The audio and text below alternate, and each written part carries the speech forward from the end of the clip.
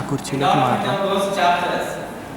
And just there is a pedagogical shift in the textbook. Maybe all of you observed it. It's very clear. Previously, it is of course dumping of the concepts. For example, if you consider one chapter, the polynomials in 10th class textbook.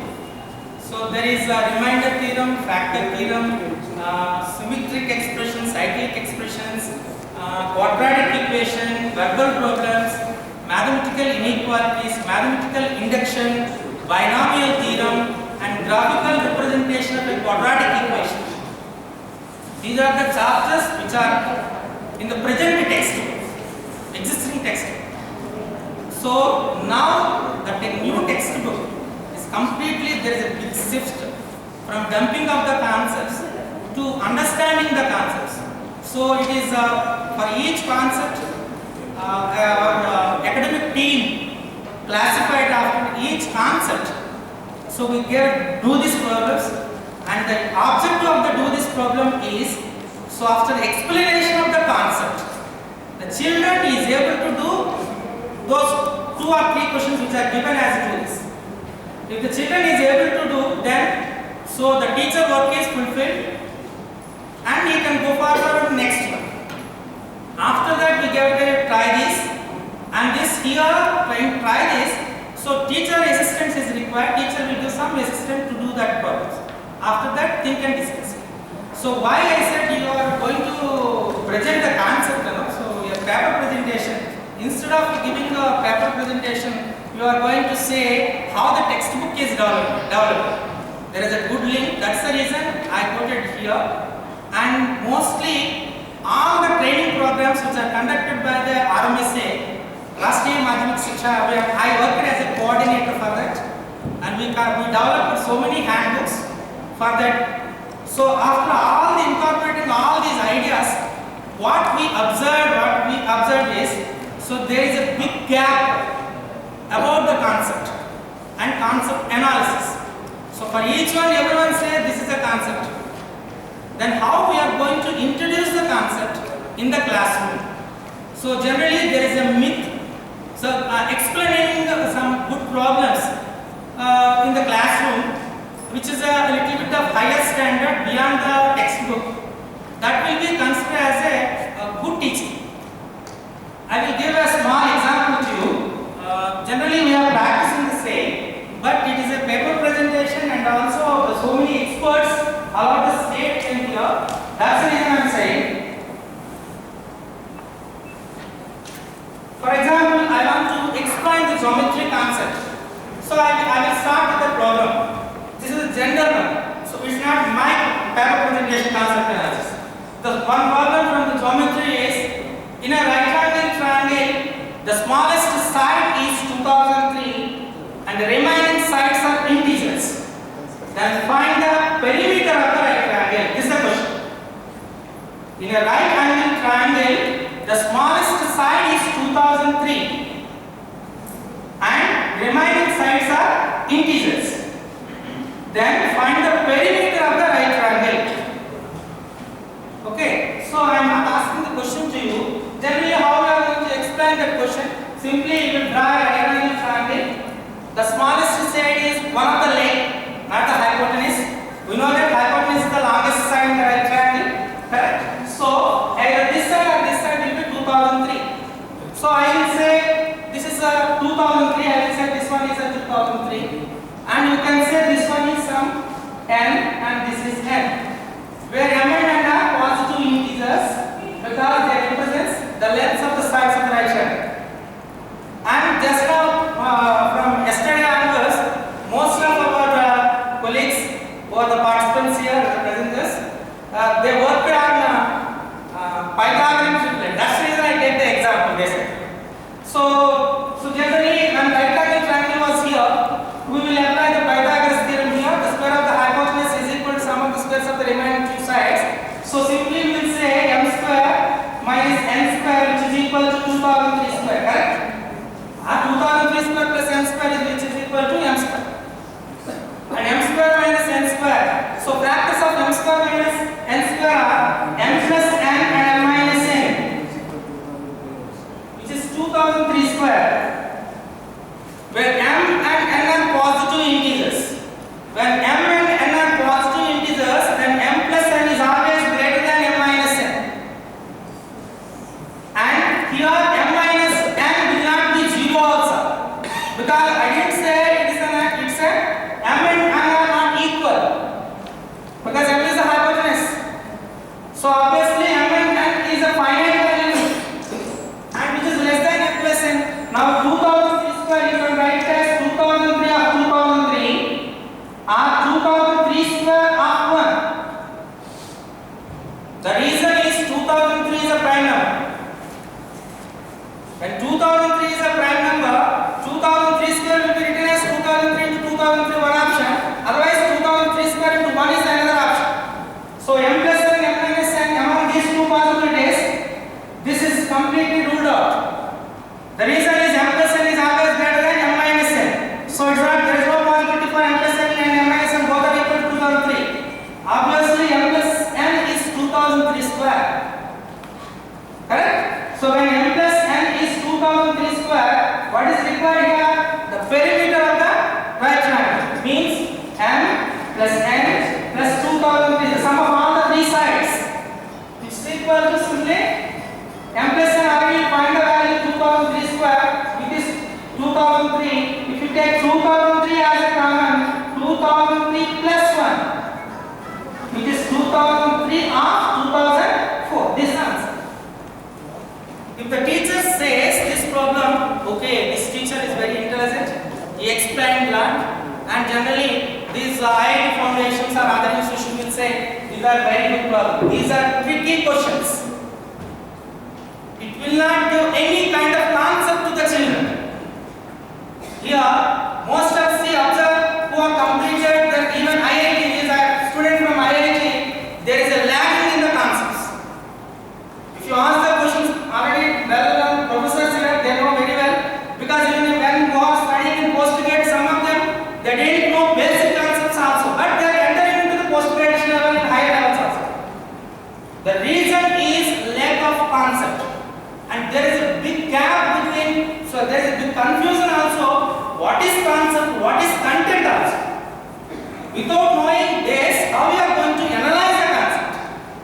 That's the reason after already prepared nearly 35 pages with the help of professor from RI Bangalore, and all this work we made a project. In that project I considered only 5 pages as a paper presentation. Now I am going to use this slide. You can give so many questions, because in my knowledge there is a encyclopedia, that is Encarta. Just now one of the search said there is nearly 240 proofs. If you go for Encarta, there are 300 proofs for Pythagoras. So like so many websites, so many resources are there. So we can collect the information, we can dump. If you want it immediately, I will give that. In my contract there are 300 mathematics books are there. I can give you can copy, no problem. Getting books is not a big task. So we can share the knowledge from one to other. But concept analysis, how you are going to introduce in the class without any forming of misconceptions in the children. So it is very clear, we know that. So for example, if I ask anyone, divide 2025 with 5, for example, I am saying divide 2025 with 5. So you know that very, very clear, the children will do 4 5 are 20 and 25 will bring out, and 4 again, this is, when you divide with 5, 5 4s are 20, 5 5s are 25, which comes 0. This is the most mistake done by the common children. I am saying common children. So himself he feels that it is correct. And if you say it is 4 and 5, but how we are going to introduce that one? So we bring only one digit. So 2 will show it's not sufficient, so take one more. If you want to take one more, we will put the 0. This is the process, not the concept. Here you are taking the division with 0. That's a very important. So instead of saying bring 1 letter, 2 letters, 3 letters, instead of it, if you say as this is 5 plus 20, now, so here 5 plus 20 is 0, so you can bring 2, so it's not sufficient, so divide, so multiply with 0, 5 zeros is 0, 5 zeros is 0, so it becomes next, 2 minus 0, 2, now you can bring out 5 here, now 5 5s are 25, there is no confusion and misconception formation in the minds of the children, correct? This is one of the example, so that's the reason, just it's like my small, what do you call it as a triangle activity, what is concept analysis and how we are going to introduce the concept in the children without forming any misconceptions. Here I am using some words also, that's the reason I want to introduce all with the help of you. So now see the first one, sir, please. So here objectives of the you will understand concepts so that given number of statements you will identify statements which are definitions, and next you will demonstrate deep and true understanding of concepts in secondary mathematics curriculum required for teaching concepts. You will deconstruct a concept to key aspects or elements that are essential for understanding and applying the concept.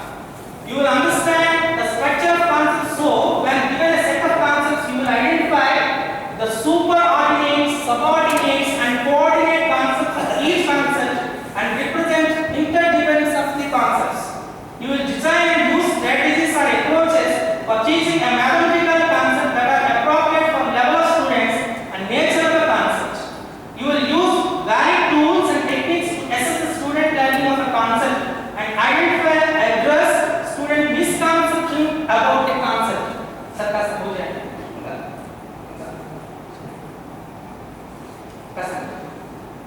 Yeah, B. Now I am taking one of the example quadrilaters. So from the geometry. So quadrilateral means simply we will say quadrilateral means generally we have so many, we can give them so many definitions. Here the textbook objective also better to avoid definition. Better to avoid definition. First give the concepts. Even for each and everyone in 9th class I think so. Take in textbook. I want to represent a rational number. So if you want to represent a rational number, first we will take whole, then part. So part means first whole 1 will be taken, it divided into part 2 equal parts, that is 1 by 2, and then we divide it into 4 equal parts, that is 1 by 4, and we mark 3, which we consider as a 3 by 4, 3 are shaded out of 4, light will be given. So all these comes as rationals, means the whole and the part all are considered as rationals. After explanation of this concept, I think so 2 also will say as a rational number, because if you start with the definition, a rational number is a number which is in the form of p by q, where q is not equal to 0.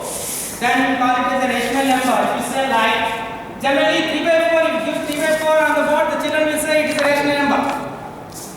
Or 5 by 6, he will say a rational number. But instead of if you give 2, he may say as a natural number, whole number or integers, but he is hesitant to say it is a rational number. But once you introduce it as whole, all comes whole and part will comes as rationals. So 2 is a whole part, 2 whole parts. It is also a rational, he will say. Means like we want to develop the concepts in teaching. That's a very, very important. It's my opinion. So I am not taking as a generalized, this is a very good and this one is already authentic. I am not saying like. So this is my opinion. Now see quadrilateral. Simply say quadrilateral means a 4-sided polygon. A closed plane figure bounded by 4 line segments. Like so, you can give the simple example about the quadrilateral. Okay. Then according to some special properties of the sides or angles of the quadrilaterals, it is classified class. Sir, class. Sir. Class. Okay, please. Class. Please. Yeah.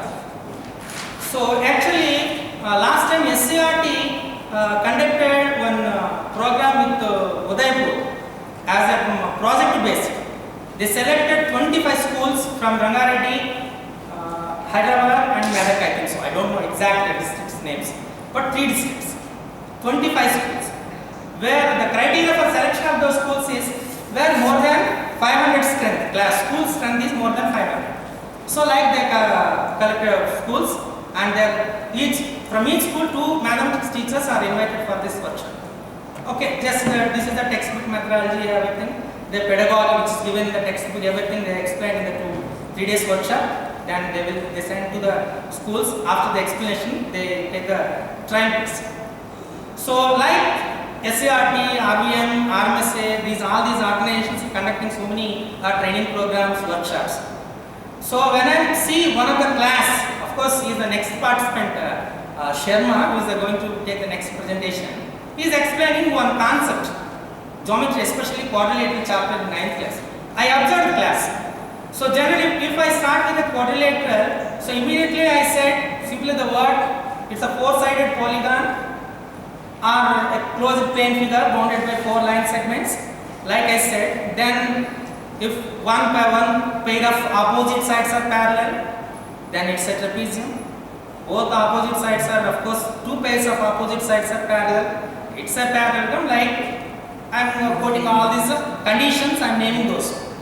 It's a quite common. But he explained, before going to explain this, he explained what are opposite sides, how to identify, what are adjacent sides, what is opposite angle, and how to identify adjacent angle. This is very important.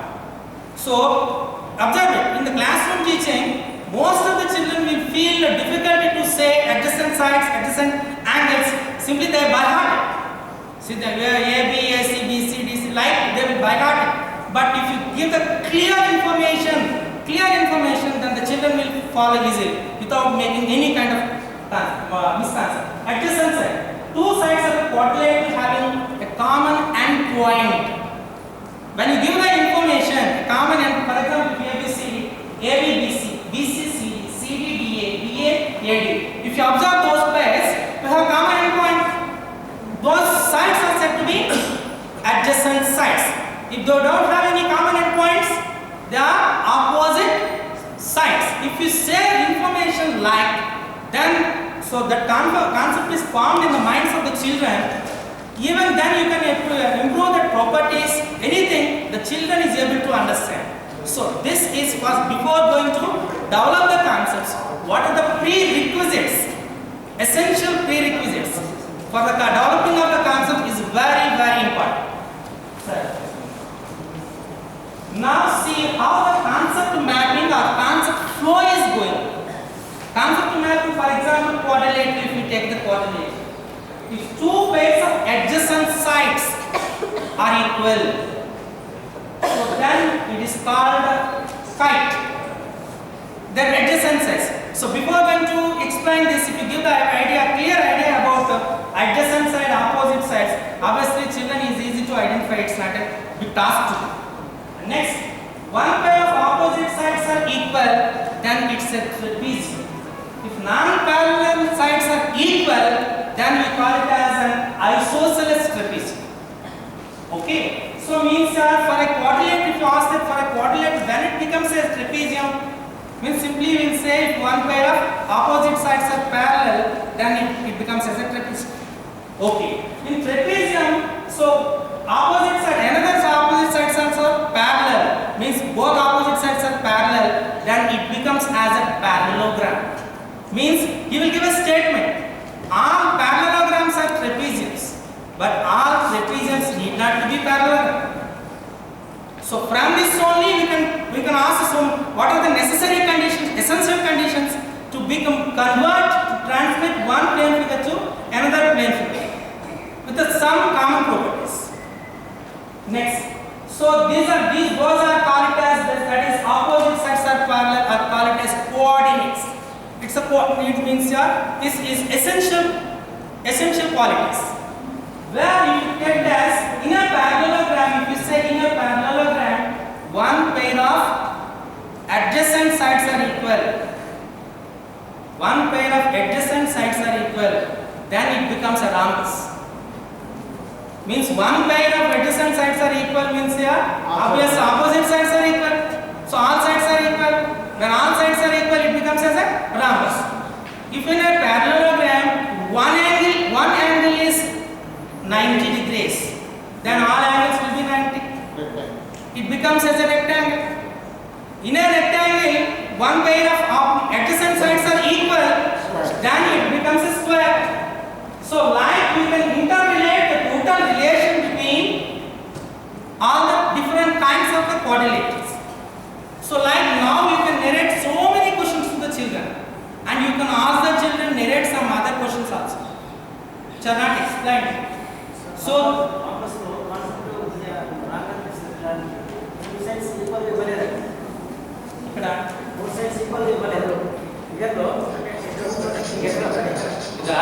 so see, okay, what you said is correct, sir. But I am not a professional computer just I am a mathematics teacher. So just I am saying, and one more, don't think so. When you give light, when you show light, simply it means all four sides are equal. This is a I'm welcoming you. But I am saying, my drawbacks are saying. So generally, so if you want to draw a line, for example, I will give a small example. My coordinate once I asked it, so I prepared and I am writing the theorem. The sum of three angles of a right angle, any triangle is 180 degrees. Sum of three angles of any triangle is 180 degrees. So there, observe the textbook. We gave the four activities. The first activity, just we color the three angles. You ask the children to cut all the three angles and make it on a straight line, which gives 180 degrees. It is individual activity by the children. Children perform it. Okay, he will understand that it is the sum of the three angles of the right triangle, any triangle is 180. Okay. Next, we are giving a folding technique to the children. Second activity, which is given in the textbook. There the teacher These are all concepts you are giving. Yes. Right? So how much time it will take? Only 2 minutes. Afterwards, I am going to. Still 3 more are there. Yeah, that's true. Because I feel this, because we are planning for a concept analysis. Now I am getting into the concept analysis. Right, the concept is very good. It is for the teachers. Especially it is innovation. Paper presentation also. It is innovation in teaching. So generally, that's the reason we are trying. It's a good opportunity. Take 1 more minute. It's a good opportunity to and a great privilege to also presenting in front of all well-experienced teachers and the professors. And so here after that, now next now I am coming to the original concept analysis. Means you are saying in-depth understanding of a concept is essential for teaching of the concept. Such an understanding is highly valuable to the teachers in designing and organizing of their concept learning activities. Concept analysis is a planning tool. It is a process of examining of the different aspects of a concept as described in the previous sections.